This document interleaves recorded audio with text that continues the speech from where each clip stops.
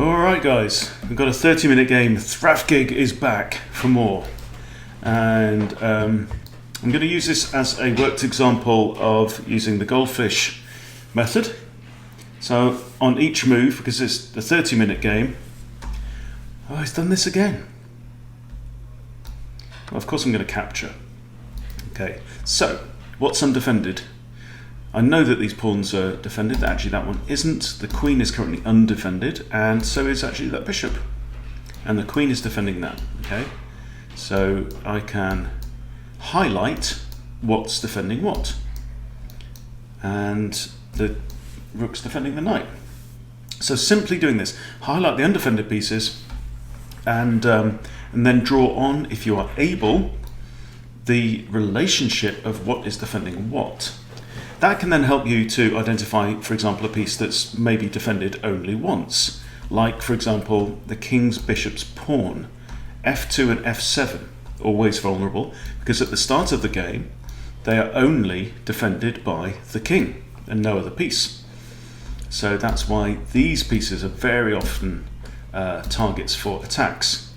Okay, so he's brought the queen out. I've kicked the queen with a knight. Now the queen's had to retreat. So what's undefended? That we can ignore rooks and the king. Whether the king's defended or not is a non-issue in chess. And I think the only thing that's undefended on the board right now, apart from the rooks, is that pawn. So what do I want to do now? What about my side of the board? I think everything is fine. Okay. So if I bring out my knight to f6, then pushing the pawn isn't an option. I can just capture with a knight. So I think that makes sense. Knights before bishops, in general. Another idea we've got is maybe bishop to b4. I'm going to play that now anyway. So now we have an attack against this knight, and that's the other thing that you can do, is to highlight what's attacking what. That knight is attacking that pawn. So now what this means is that this knight's actually pinned, right? So now I could capture the pawn with my knight, and the knight can't recapture because the queen would fall. So again, so the knight is actually defending that, and the queen's defending a few things, and the bishop's defending that, and that's defending that, and that's defending that. This and the rook's defending this, and the king's defending these. Okay, so you can see it only takes a couple of seconds. So now, did we have this exact situation in our previous game? So now look, if knight takes pawn, this knight is still pinned. You see, we still have this issue. The knight is still pinned. So if knight takes pawn,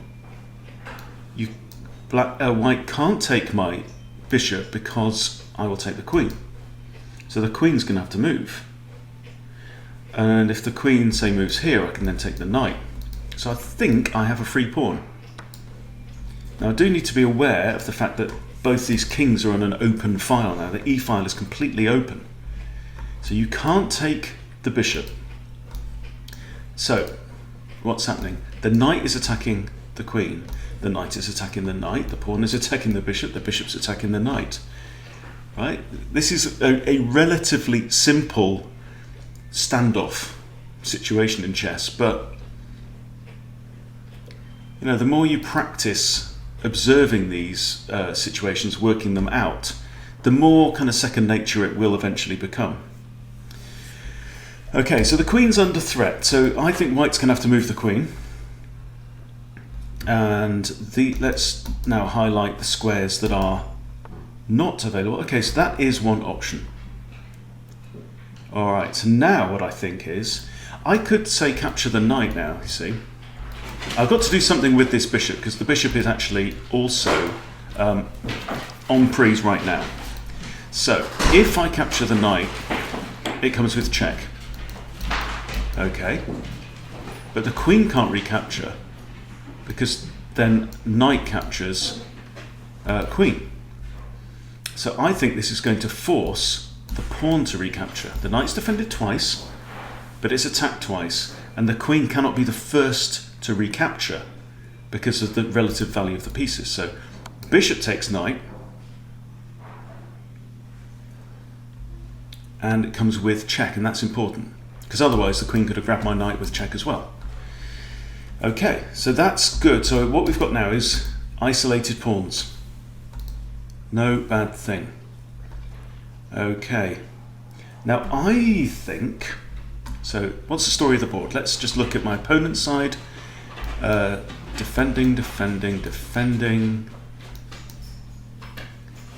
Queen's the only defender of that. The queen is the only defender of that. The rook is the only, that's defended twice. Okay, so this is the story on white side of the board, and the pawn is also defending the queen. Now, on my side of the board, undefended,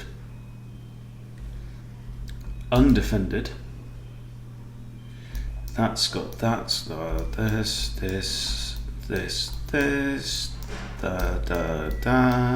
da.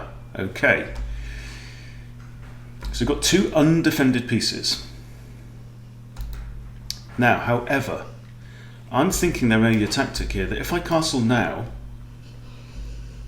the queen cannot capture the knight because we'd have rook to e8, pinning the queen on the king. So I think that's all right, and it resolves my problem. So this is now a poisoned knight. Queen can't capture it, and now all of my pawns are safe because my king is defending those, the rook's defending that, the queen and the rook are defending each other. Okay, this doesn't take long to do. You do have to make sure that you don't accidentally set up a pre-move. And it's also worth noting that you can only do this when you're using chess.com online in the browser. You can't do it on the mobile tablet app, as far as I know, but if anyone knows a way to add marks on the mobile app, please let me know. Something else that you may find is that if you're using like a trackpad, it can be harder to do. Okay, we have a customer. Rook to e8, I think wins the queen. Okay, the queen is undefended and the queen is under attack. Undefended.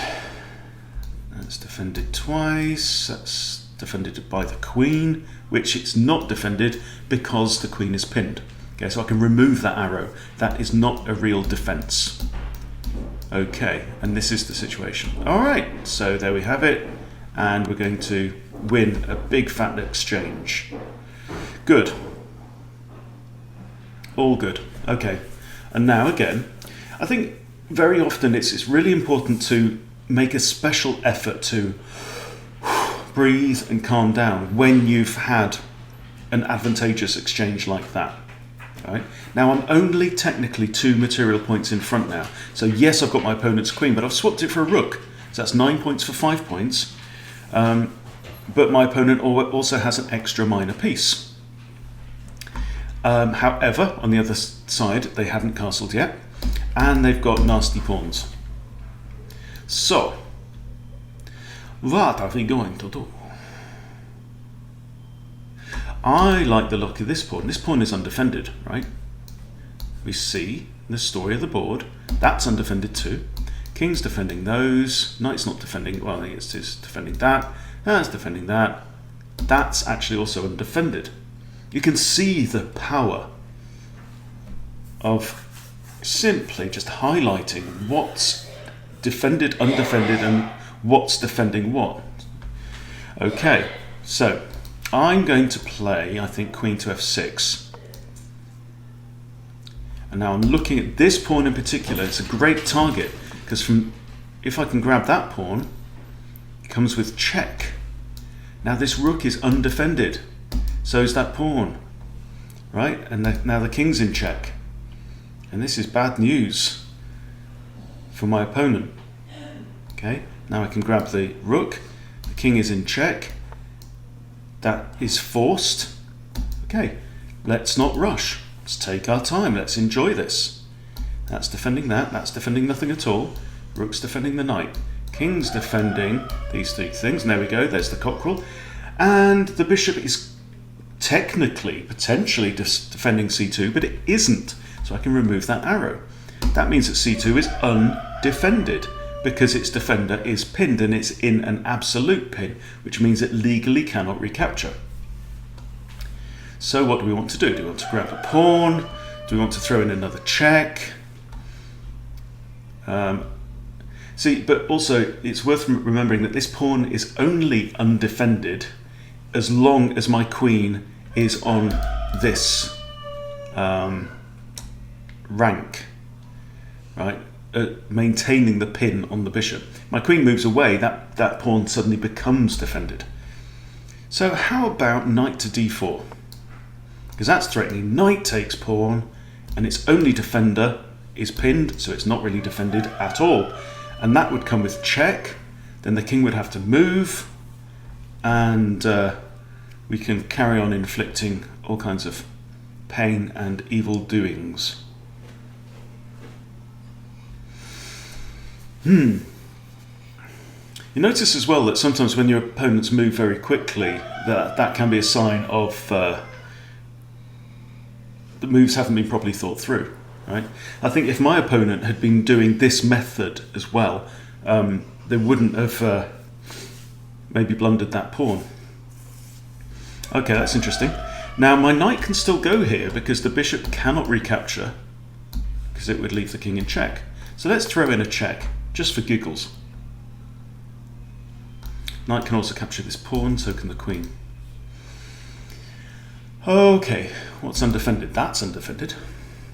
King's defending that and that and that. King's very busy right now, you see. So here's another signal, another thing that you can be looking out for, okay, is one piece that is the only defender of multiple other pieces. And that can be a sign of an overworked defender. And when you have an overworked defender, there are opportunities to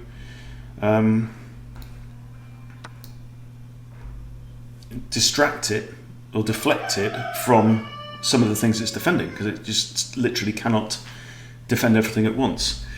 Alright, so we have now rook has come out to be 3. There's a threat of the knight moves. Oh, okay, so there we go. There's a resignation. Oh, that was quite interesting actually, because if the knight had moved, my queen can't go there or there, could have actually come here. That would have been alright. And couldn't have stayed anywhere on the back rank. Interesting. But there we go. So resignation. The opponent is 9 points down in material at this point, so it's completely justified. But there you go. So that's just an example of the Goldfish method in action during a real game, 30-minute game. Yeah, it didn't go on for 30 minutes, but then I'm, a lot higher rated than my opponent in this instance. Yeah, and you can see now, just in very, very practical terms, how that simple method of highlighting the piece. Now, clearly you can't do that over the board, right? But what we're doing here is we're practicing. We are training and drilling the idea of spotting what's defended, what's not defended, what's defending what's under defended, and from there you learn to read the board better and you learn to spot those tactics. You learn to spot the overworked defender. You learn to spot the forks, yeah, and all these various ideas. So hope this has been useful for you. It's definitely illuminating for me as well. Thank you for watching. Please do subscribe if you haven't subscribed, and also check out my other videos on the way of the goldfish if you haven't seen those yet. But thanks for watching, and see you soon.